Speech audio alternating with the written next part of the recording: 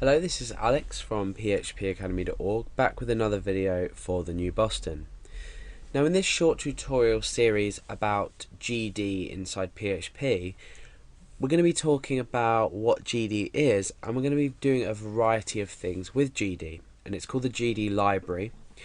It doesn't actually come with PHP by default, so it's a library that you have to either install yourself, or because we're using the XAMPP package, as shown in my previous tutorials how to install it in Windows, GD will already come pre-installed with this.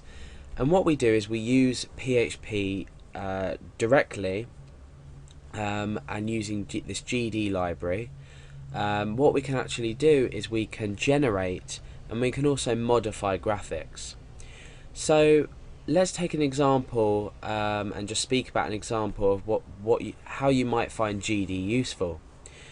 Now, you may have seen websites that allow you to upload images or groups of images, so multiple images, and you may find that these are watermarked. I know eBay, when you upload an image, it creates a little watermark in the bottom right hand corner, which sort of gives the image some kind of relation to the website.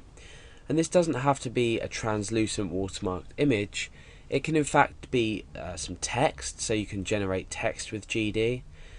You can also watermark another image over an image. So there's a variety of things that you can do with the GD library.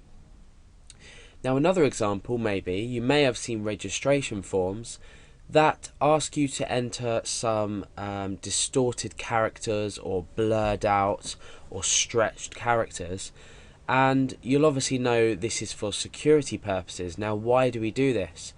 We use what's called a captcha form, or captcha image if you like, to allow only human-based registrations or submission of data through a form. So for example, if you have a form and you want the data to be submitted but not submitted in mass, we use something called a captcha image, or a security image really, that is only human readable, or most of the time, sort of 90+% of the time is human readable. So the distorted text has to be read and then input into another box by a user for the form to, or for the user of the website or for the owner of the website to be satisfied that only humans can register with this form.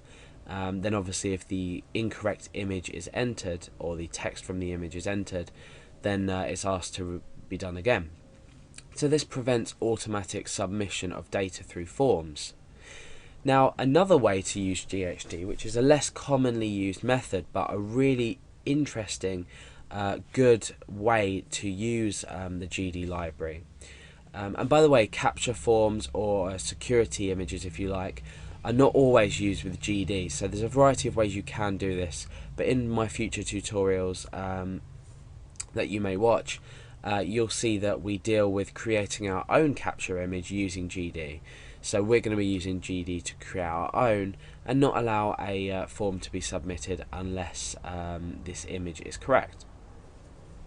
So now another use, like I said, is less commonly used but a really great way to go about things is, let's say I registered on a website and I was to output my email address. So this might be anything at anything.com.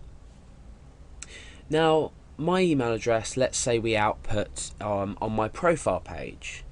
Now if my email address is in text form, so it's in text form that can be picked up by, say, a robot for example, that's been programmed to go through websites and pick up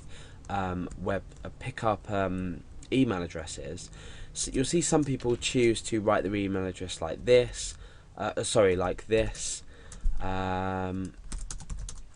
or they might do something like dot there and then at there in brackets as well, vice versa, using different symbols.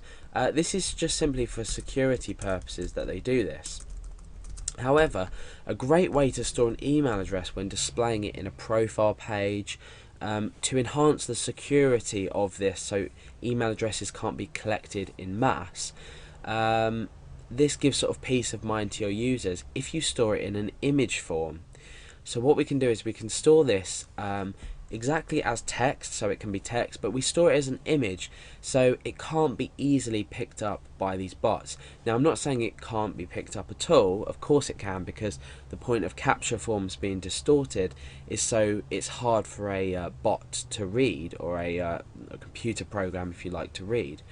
But just by adding this into an image, which is quite a simple process using GD, just gives that added security. So it's a lot more secure to store text as image if you don't want it to be automatically picked up by a piece of software that might be trailing through websites trying to collect specific information. So the GD library, like I said, is really useful for mainly these three things. You can obviously use it for a variety of purposes. It can take images and change them. We can change colors. We can change anything really.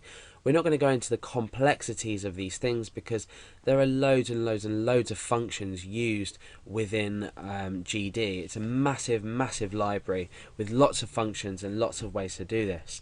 So I'm just going to give you sort of an introduction. We're going to use these three examples.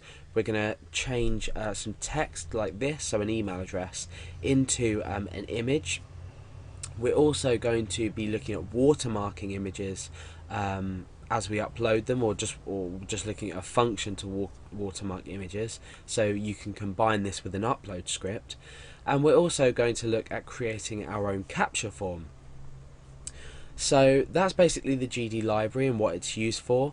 If you are using it, if you're having trouble using it, so if the functions that you're giving that we're going to look at in other tutorials aren't working, I suggest you go and Google for GD, have a look at downloading it and installing it, but otherwise I'd highly recommend you use it pre-installed on a package such as XAMPP, like I'm using, and then it'll already be there for you installed, and it'll be available to use.